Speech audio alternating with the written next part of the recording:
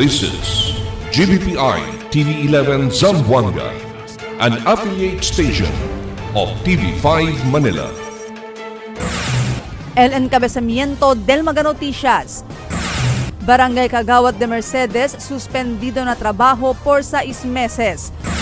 Propósito ordinanza para regular el operasyon del e-bike na syudad está pendiente. Motorista acorda el importancia del regulasyon na kamino asegun na LTO. Trailer trucks tapasan na flyover maskin prohibido. Último día del filing de SOSE este día. Este porción te lleva con ustedes el Budgetwise. I love Budgetwise. Pasok sa budget. Y ahora, el número 1 noticias de Chabacano. Este es Dateline Zamboanga.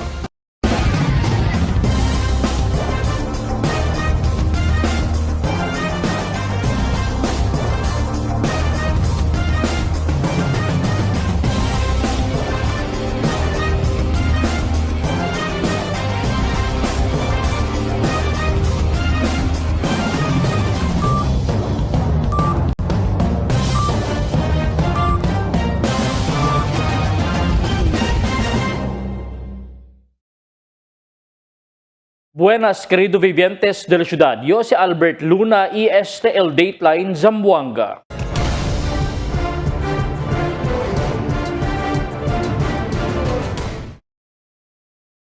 Barangay Kagawad del Mercedes suspendido na trabajo por 6 meses. Mismo el Committee on Good Government na konseho iaase abaha el mismo desisyon. Akil report ni Marifita Mayo. Ya confirma el chairman del Committee on Good Government del Consejo Local, Konsehal Jordan Evangelista, que ya pone sila bajo na 6 meses suspension na trabajo con el Kagawad del Mercedes, Rene Ramos. Asugun con Evangelista, tiene este que hace na caso de grave misconduct que ya planta contra con él el barrio Capitán de Mercedes, Romeo Failuga. Y habla si Evangelista que el reclamo ya planta si Failuga contra kun Ramos, tiene que hacer na mga proyecto infraestructura del barangay donde ya según si Ramos con el voucher para paga con el kontraktor mas que no hay paakaba el mga proyekto. Yes, ya pasa kita el decision to penalize Kagawad Rene Ramos for 6 months, no, kay aquel disuyo culpable violation which si Kagawad Rene mismo i-admiti na committee hearing kay iaasele el vouchers for payment kun el kontraktor maskin no ay paakaba el mga proyekto. So it's correct na el Committee on Good Government el ase el pena de maximum of 6 months suspension kung Kagawad Rene Ramos. El Vice Chairman del Committee on Good Government, Konsehal Elking Omaga, y habla también que el queda efectivo el suspensión de Ramos apenas recibí con el suspension order y sabe según él que ya podía servir con el suspension order con Ramos. Según con Omaga, hindi ay recibí salario si Ramos dentro el 6 meses que este suspendido na di su trabajo. Y asegura si Omaga que ya sigue sila el propio proceso antes si hace desisyon para pone bajo na suspension kun Ramos. Ya pasa kita trial gayot, ya kita sige kita na proseso, ya impita kita con ele, ya depende le di su cuerpo, but ya pwede mira el committee kay there's a liability in the complaint. Ya hace el Kapitan Kel del Mercedes también el mag-file con ele. So ya decide el good government to suspend him because of the a greater chances na kay tiene gatli kulpa.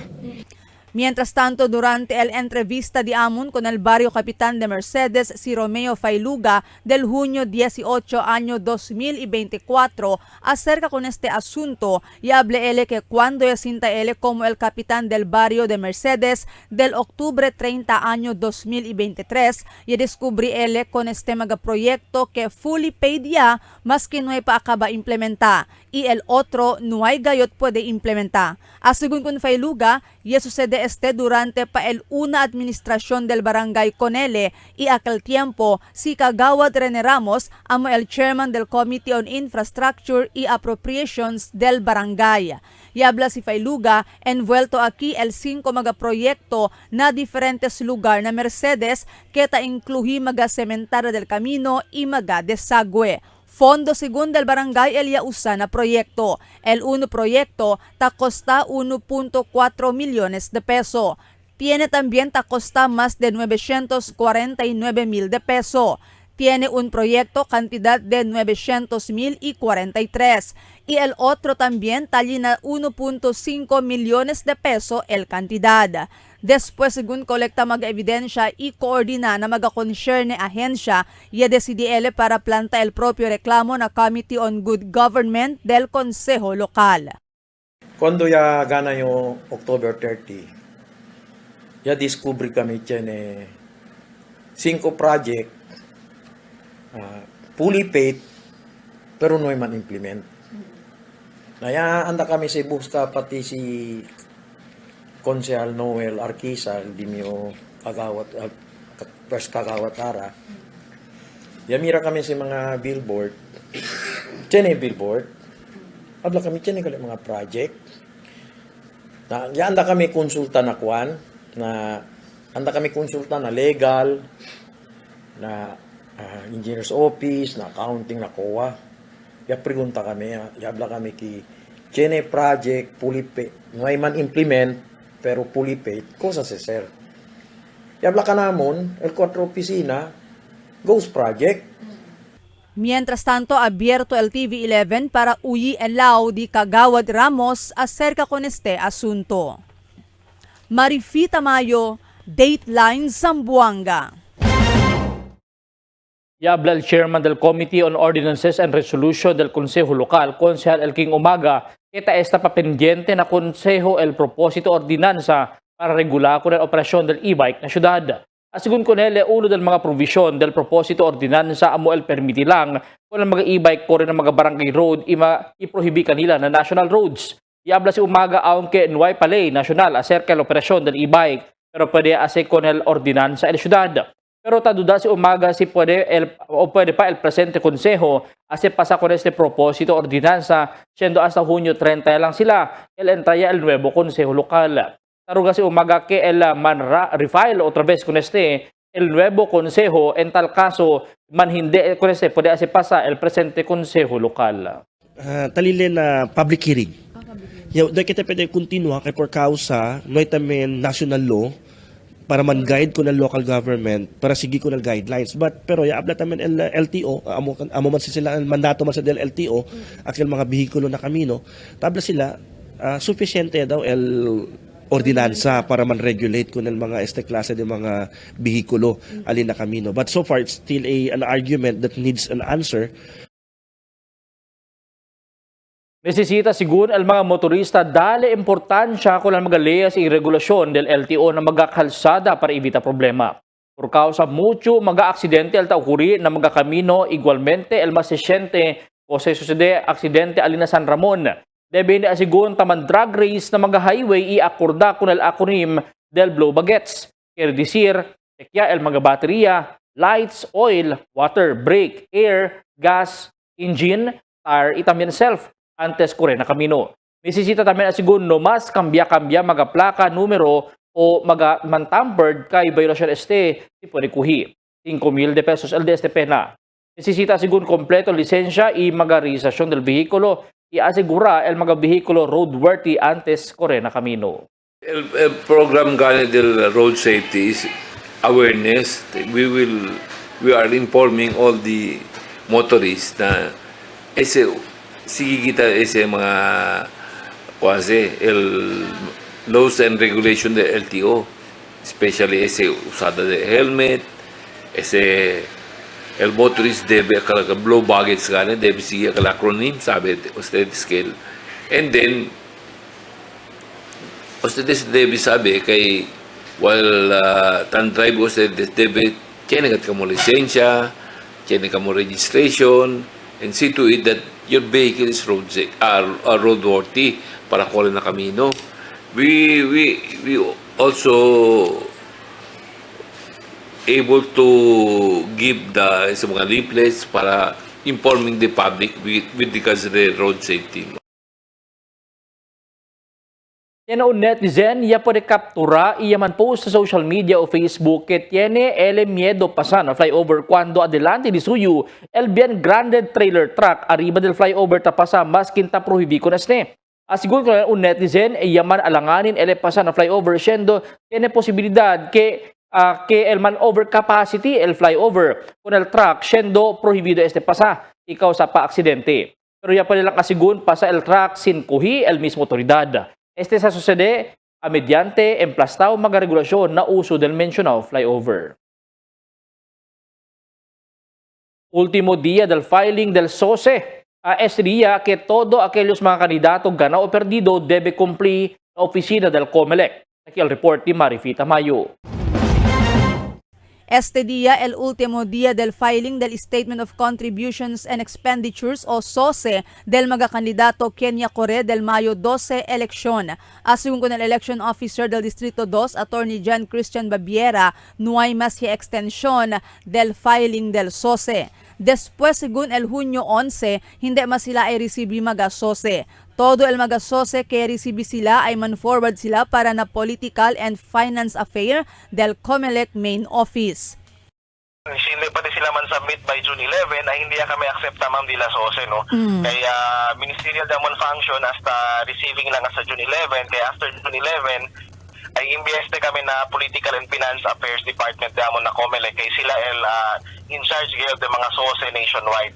Asigun kun Babiera, todo mga kandidato ganaw man o perdido, obligaw sumete con di ila SOSE. Aquel segun mga hindi sumete con di ila SOSE por primera vez, tiene que ay paga administrative fines. Depende na posisyon kaya kore sila. Y aquel mga kandidato por 2 veces yaya falya sumete con di ila SOSE ay enfrenta perpetual disqualification y hindi mas pwede agara mga public office. So definitely sila pa naman file ay tiene sila administrative fine ma'am no for the first offense. Depende na position di ila ay impya sigo nila notice al daton PFAD or el Political and Finance Affairs Department de COMELEC para paga sila administrative fine, but take note si 2 beses sila hindi pwede man submit SOSE aside con el administrative fine na second offense ay tiene este naman attach perpetual disqualification to hold public office. Si 2 beses to hindi pwede man submit SOSE, meaning hindi mas to pwede kore for any public office. Mientras tanto, habla si Babiera, ta obliga el COMELEC con mga kandidato para man-file con di ila SOSE para puede determina el COMELEC siya sobra el gastos del un kandidato na kampanya na kantidad que ta permitilang el COMELEC. Si por ejemplo ya sobra el gastos del un candidato, tiene también este que ay enfrenta election offense. Marifita Mayo, Dateline Zamboanga. El siguiente na mga noticias. Mega school building niya ponebaho na inventaryo el DepEd. Katsuwa ta suporta el Brigada Eskwela. Un edificio na San Roque National High School no puede mas usa. Feeding program del DepEd para na siguiente school year preparaw ya. Este y otros noticia después de cuantos aviso.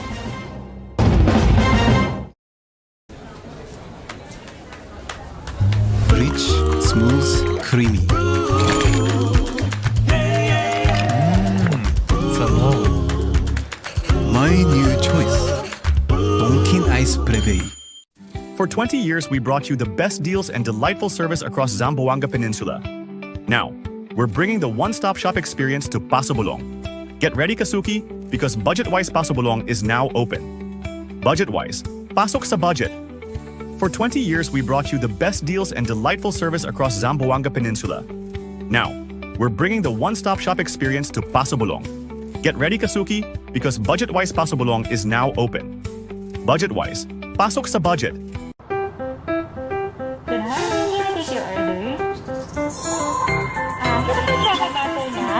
Yes, ma'am. Sandwich sir, available tayo. Yung barkada butter, saka dalawang bestseller na cake. Okay, sir. Super combo. Ikaw,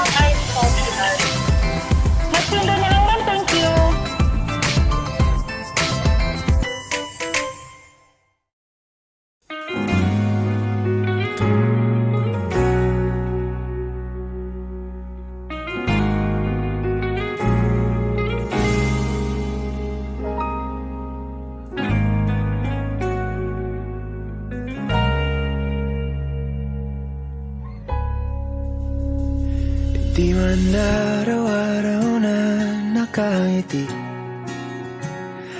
ilang beses na rin tayong humihindi. Di na mapilang ang ating mga tampuhan. Away ba't di natin di na namamalayan? Eto tayo sa muling palagi, babalik pa rin sa yakap mo. Ulit-ulitin man, nais kong malaman mo, iyo ako.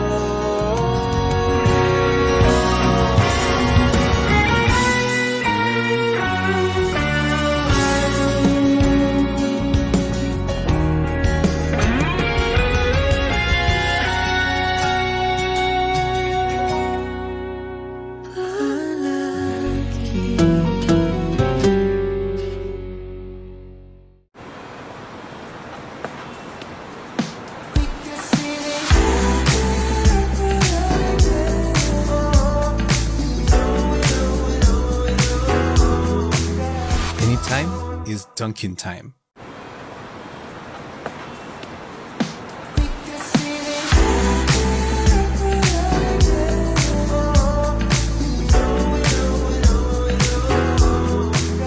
Anytime is Dunkin' time. Cada día, lunes hasta sábado, te presentan con ustedes la radio y televisión, el programa del Ciudad de Zamboanga. Este es Dateline Teleradio, 3 horas cada día. Taman junto con ustedes, mga veterano y respetado anunciador y comentarista, que hay guía el discusión del día, na mga asunto que tiene a hacer con la ciudad y el mga vivientes aquí. Este es Dateline Teleradio. Aquí na GBPI TV11 y na 95.5 Magic FM. Noticias, entrevistas y mga reports junto con el de aton mga compañeros y compañeras afuera. Este es Dateline Teleradio. Queda informado, sabe el más reciente noticias, el mga suceso que te ocurrí aquí na aton ciudad y na mga cercano lugar. Todos te aquí na Dateline Teleradio. Mga edifisyo de eskwela na syudad ya pone baho na inventaryo del DepEd. El report ni Marites Espartero. Mucho mga classrooms o edifisyo na mga eskwelas publikas na syudad ambos na elementarya e sekundarya el hindi na mas na pwede usa o sa llama dilapidated. Quiere decir, hindi na mas pwede usa o el man kolapsya. Por eso, hasta este tiempo ta continúa el inventario del National Building Inventory del Department of Education o DepEd para na mga eskwelas publikas para pwede con este dale solusyon. Aquel magayaman kordon niya mga edipisyo na mga eskwela hindi anay mandausa este anyo. Por causa con este problema, taas el departamento este tiempo na mag-aafektaw eskwela el se llama Temporary Learning Space o TLS y el implementa el shifting del mga klase según con Basilio Uy, el jefe del ESGO o School Governance and Operation Division del DepEd.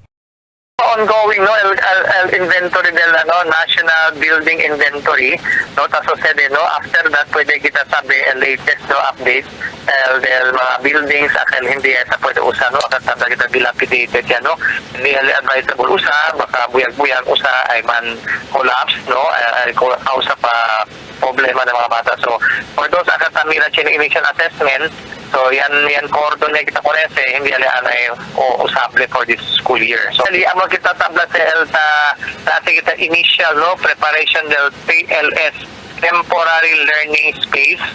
Amo sa no, tausa kita mga PTA at dito mga salvage materials na pwede kita construct konese. Mayroon kita available resources, tapos kita shifting konese, no. Tess Espartero, Dateline Zamboanga.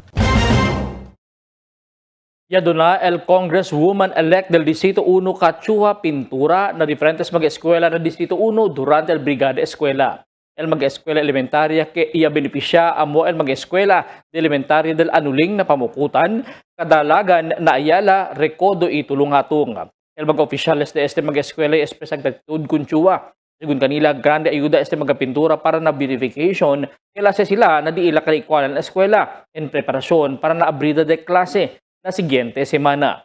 El mismo tiempo, ella felicita también en enhorabuena con Chua después queda elegido como congresista del Distrito 1. Our incoming congresswoman, so thank you gayod na dito yung donation nakita namo na school. Grande kate ayuda ang pintura para kanamo. Hopefully, next brigada uli, you will be our best congressman ever. Thank you so much. Un edifisyo na San Roque National High School no pwede mas usa.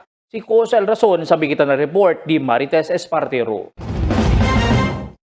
El Brigada Eskwela amo el preparasyon del mga eskwelas publikas para na abrida klase. Mucho mga kosa ta kompone igual mga minor repair, tapinta mga classroom school buildings, tamanhabok mga syembra, tantabas mga sakate. Itaasi mga limpieza na mga classrooms i alrededor del eskwela. Syempre, na ayuda del mga mayores, mga volunteers, maestro y maestra, tambien mga estudyante. Igual na San Roque National High School. Limpyo ya el eskwela, no hay problema na mga classroom, mga silya y mga maestro y maestra. Siguiendo, tali lang na mas de 800 el mga estudyante, itya na total 40 mga classrooms. Tanlingasa solamente el school principal Edwina Galo con un 2-story school building, no pwede usa por causa tamo BST.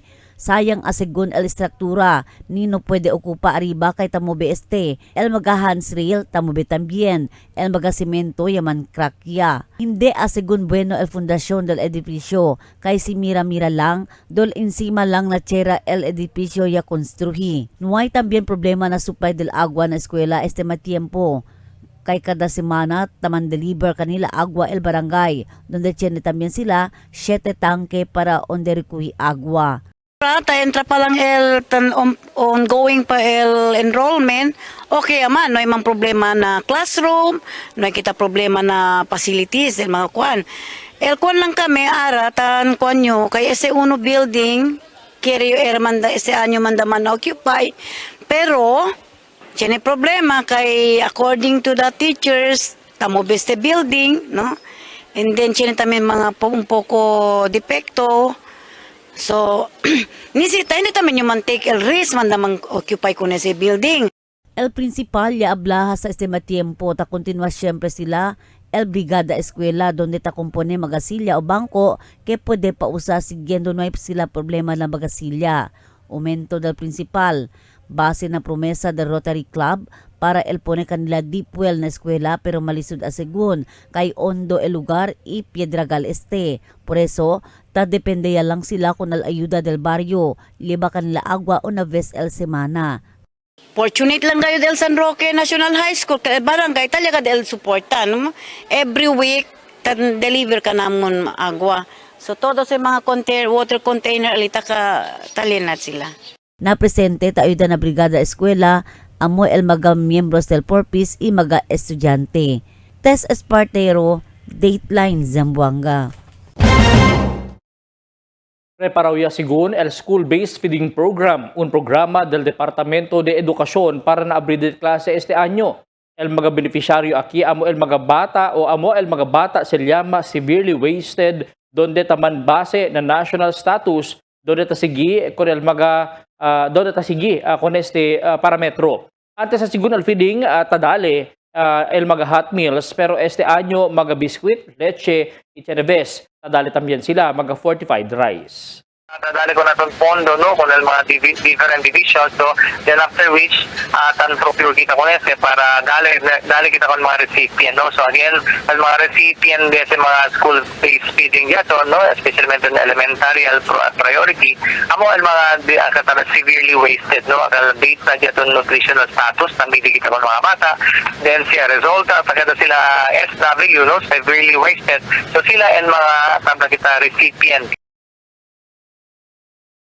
Cuantos mga barangay, el hasta ahora ta continua siempre sufrir na problema de colección de basura, maski na centro del pueblo. Unoy aquí na San Jose Gusu que tiene malo compactor trucks. Por eso, cuantos mga lugar, el hasta ahora no hay colección de basura. Depende lang asigun ahora el mga barangay na OCNR si manda presta si tiene sila bakante truck siendo limitaw lang también el de la fuerza para el mga bakante trucks siendo malo también el los demás.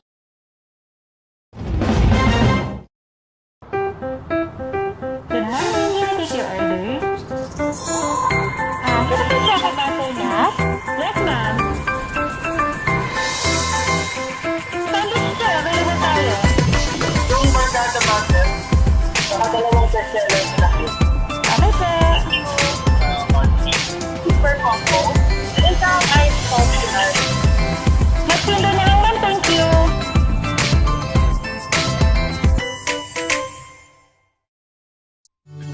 Can get enough for today? Relax and indulge yourself with our newest hot and cold beverages. Cafe Americano and Cappuccino for only 95 pesos. Hot Choco for only 70 pesos. Spanish Latte for only 150 pesos. Iced Coffee for only 85 pesos. And 100 pesos for extra large. Iced Spanish Latte for only 140 pesos. And 165 pesos for extra large. Iced Choco for only 75 pesos. And 100 pesos for extra large. Try our new Dalandan flavor for only 75 pesos. Also available our creamy milk tea.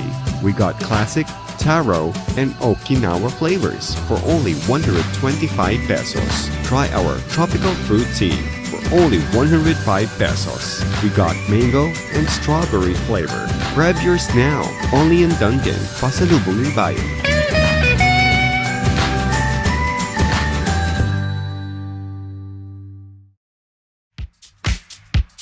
Toasted goodness. Perfectly extracted. Dunkin' Espresso.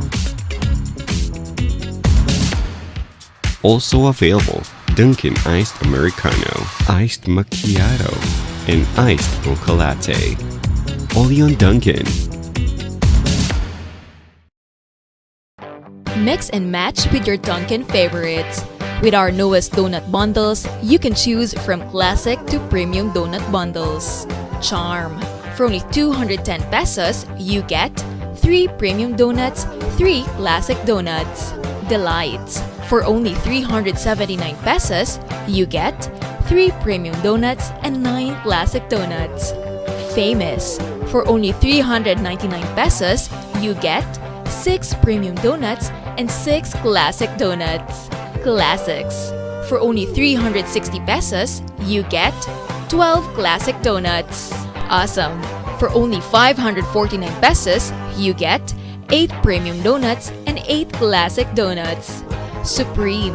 For only 559 pesos, you get 3 premium donuts and 15 classic donuts. These are all our newest donut bundles of Charm. This has been brought to you by Dunkin', Pasalubong ng Bayan. El La Niña, amo si tabaja el temperatura na Oceano Pacífico. Ocurre cada vez termina el Niño y está dentro de 9 meses para un año. Mga posible efecto de La Niña na diferente sektor de agrikultura. El destrozo ng mga siembra por causa con el fuerte viento y aguacero. Tatarda krisi el mga siembra. Sumi mga pantano y irrigasyon. Presencia de peste y enfermedad ng mga siembra. Cambio na cosechas o produksyon de la mar. Posible afecta con el siembra, enfermedad o muerte de mga animal. Está preparado y alerto. Sale informado na cambio del tiempo. Cada día, lunes hasta sábado, la presentamos con ustedes la radio y televisión, el programa del Ciudad de Zamboanga. Este es Dateline Teleradio, 3 horas cada día. Taman junto con ustedes, mga veterano y respetado anunciador y comentarista, que hay guía el discusión del día, na mga asunto que tiene a ver con la ciudad y el mga vivientes aquí. Este es Dateline Teleradio. Aquí na GBPI TV11 ina 95.5 Magic FM. Noticias, entrevistas y mga reports junto con el de aton mga compañeros y compañeras afuera. STL, Dateline, Teleradio. Queda informado. Sabe el más reciente noticias, el mga suceso que ta ocurrí aquí na de aton ciudad y na mga cercano lugar. Todos aquí na Dateline, Teleradio. The magic of radio. This is the epicenter of music entertainment, From the northern to the southern tip of the Philippines. giving you the most complete radio experience. Crushing the competition is the country's number one. Number one for new music. The world famous We are today's best music. Magic 95.5.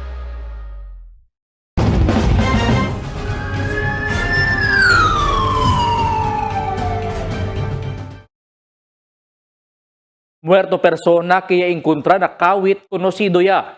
Takil report di Emil Tuban. El persona puede encontrar muerto alina son 3B na barangay Kawit de lunes tarde, ya puede identificar el pulis. Na investigasyon del pulis este biktima ya sustene herida na sus cejas y manlampas na su cabeza. Por eso el mga vivientes ya puede huir sonor de tiro antes ya puede encontrar con este persona. Con este biktima ya puede identificar como si Untal Saldi, talina 55 años, residente de Sontu, Barangay Maasin. Yes sir, no, regarding yung kontra muerto na Zone 3B, Barangay Kawit, ya pwede man identify certain Saldi Mabini Mauren, de residente de Zone 2, Barangay Kawit, siyempre. Asigún con el live-in partner de este biktima, ya anda este alina lugar para cobrar debe, ya puede él saber muerto ya este biktima. El pulis tiene a person of interest con este incidente. Emil Tuban, Dateline, Zamboanga. El pulis man file siyempre kaso de alarm and scandal kung la persona ya subi na rooftop del un nuevo construido building alina Mayor Vitaliano Agan Avenue. Maskin tiene ta abla que menos pensante este. Pag alas 5 del tarde, ya entra alina construction site este persona ya subi na aka 12 piso del edificio y alcanza na 13 horas antes este abaha. El Station 11 ya man file el caso y ya man inquestia con este persona na korte. Investigasyon del pulis, este persona tiene según problema na su familia, por eso este ya subi na building. Según na pulis, ya man file sila el caso na prosecutor's office y el familia, pwede sila somete el di ila ebidensya kay tiene este problema na pensamiento. El dato na ki, mampile ni ko nila case for ayan pa el case no for alarm and scandal. So espera lang kita si cosa también queda resulta del caso. Dos persona arestado na bypass operation na 12 para un lugar. Tabira otra vez si Emil Tuban. Pulis arresta con el 2 persona con aligaw shabu durante el 12 para bypass operation alina Barangay Bualan ina Barangay Canelar ayer tarde. El personal del Intelligence Operatives y el Station Drug Enforcement Team del Police Station 5 na Divisoria ya conduci bypass operation alina Permin Enriquez Drive na Zone 2, Barangay Bualan. Ia puede arresta con este si Danrep Saavedra, 47 años de alina lugar.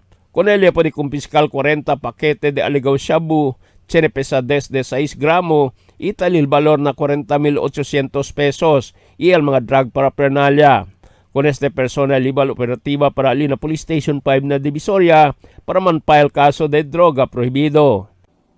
Este mga drug evidence man forward kita na forensic unit diaton for examination while diaton subject yalibate na PS5 for filing the case of Section 5 and Section 11 of RA 9165. No? Mientras tanto, el personal del Police Station 11 ya puede también arrestar con el un persona alina Barangay Canelar, ya puede kumpiska con el 1 gramo de aligaw shabu durante la operación. El Station Drug Enforcement Team del Police Station 11 ya conduci bypass operation alina Corporation Drive na Barangay Canelar, ya puede arrestar con este si Vicente Igot Jr. Pulisya puede kumpiska con el 8 pakete de aligaw shabu, Tiene pesadez de 1 gramo y alcanza el valor na 6,800 pesos. Con este sospechaman turnover na investigador del Police Station 11 para el propio disposisyon.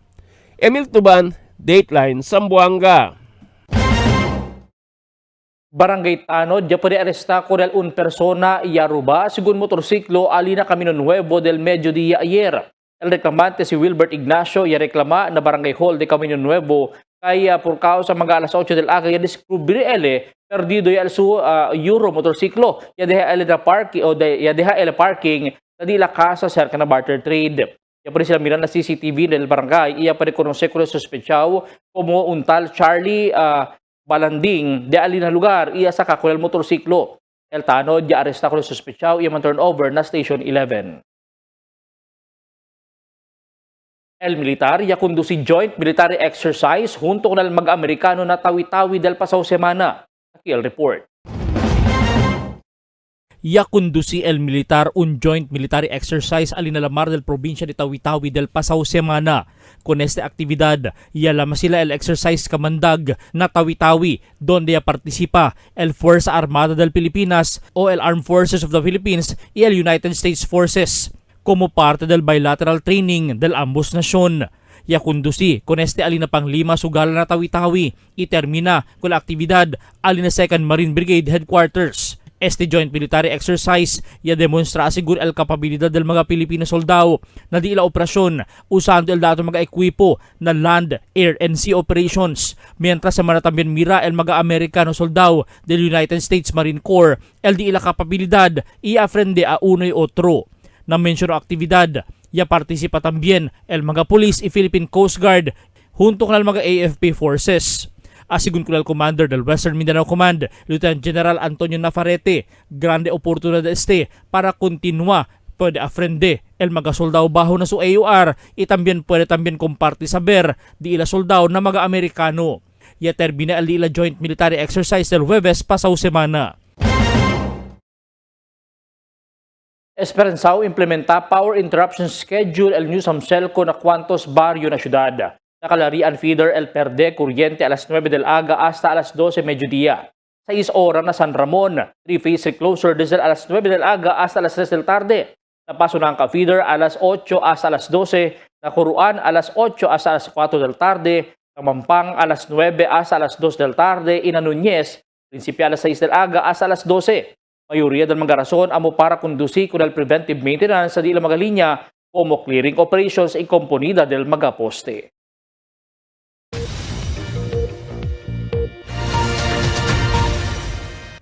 Buenas noches. Taki al diaton kondisyon del tiempo para esta noche hasta mañana. El entero Zamboanga Peninsula ta continua experiencia el amenazo del southwest monsoon, pero este asigura el lleva lang el minimal epekto de ulan aquí parte na peninsula. Posible mañana también el lleva este fuerte ulan. Amo es el diaton kondisyon del tiempo para esta noche hasta mañana. Este sa Albert Luna ta habla el tiempo sin descanso el cambio.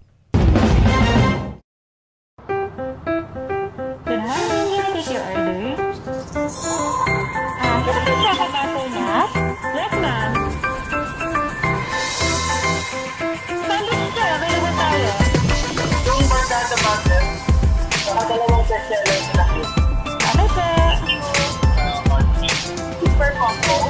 Isang ice optional. Magpinda na lang ma'am, thank you. Tell me cuando.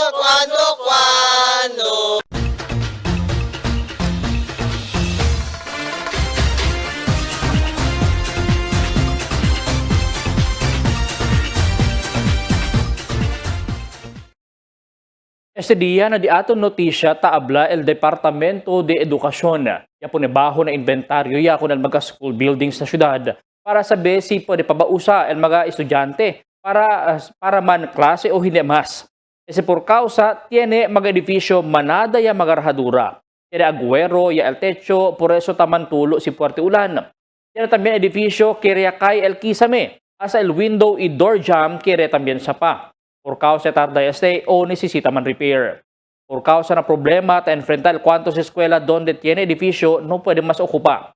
El implementa siempre sila el shifting of classes. Quiere decir, 6 pa lang o alas 6 pa lang del aga comienza el clase hasta mediodía, después el sigue también el second shift hasta alas 6 del noche. En esta manera, puede siyempre andar a eskwela ang mga estudyante in a classroom setup siyempre el di ilang mga klase. Taliman el alternative learning como el modular mode pero tormento el monitoring si deberasan ta cumpli el mga estudyante con el leksyon. Nakasa o taman dalang man answer na otro. Además, tiene eskwela ta usa el hallway, covered court o kiosk donde pwede man klase. Por causa falta el classrooms, maskin ansi naman el problema, pero el DepEd ya abla que preparaw sila na June 16 opening of classes para este school year 2025-2026. Mientras el problema o ese problema, el man ayudahan sila para darle solusyon junto con el gobierno lokal y también nacional. Alegre también sila na buwan andanza del Brigada Eskwela donde mucho el quien participa mga stakeholders y mga mayores y para prepara na abrir de klase. Tapi también el DepEd con el barangay para man-deploy tano na entrada de klase na eskwela para pwede ayuda giya con mga bata trabesan na kamino para evitar disgrasya o aksidente vehikular. Kung el buwan andanza del Brigada Eskwela o halan way algún problema el sucede na abrir de klase na otro semana. Mga bisinos, un poco de komentaryo lang para akin na kwando. Tell me cuando. Para de ustedes, opinión y comentario. Envíana cuando. GBPI TV11 News Department, número 22, Campaner Street, Zamboanga City. O llama al teléfono número 991-2970 o 991-2971. Y es el de aton mga noticias para este noche, Junio 11, 2025. En calor de interfuerza del GBPI TV11 News Department, yo si Albert Luna Tabla. Muchas gracias. Hasta la siguiente mga noticias.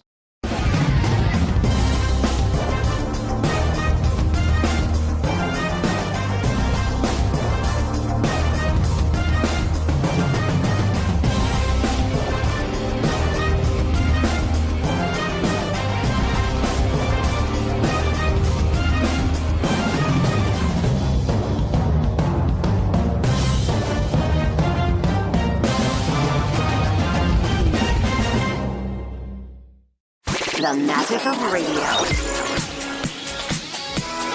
Here we go. This is the epicenter of music entertainment. From the northern to the southern tip of the Philippines. Giving you the most complete radio experience. Crushing the competition is the country's number one. Number one for new music. The world famous. We are today's best music. Magic 95.5.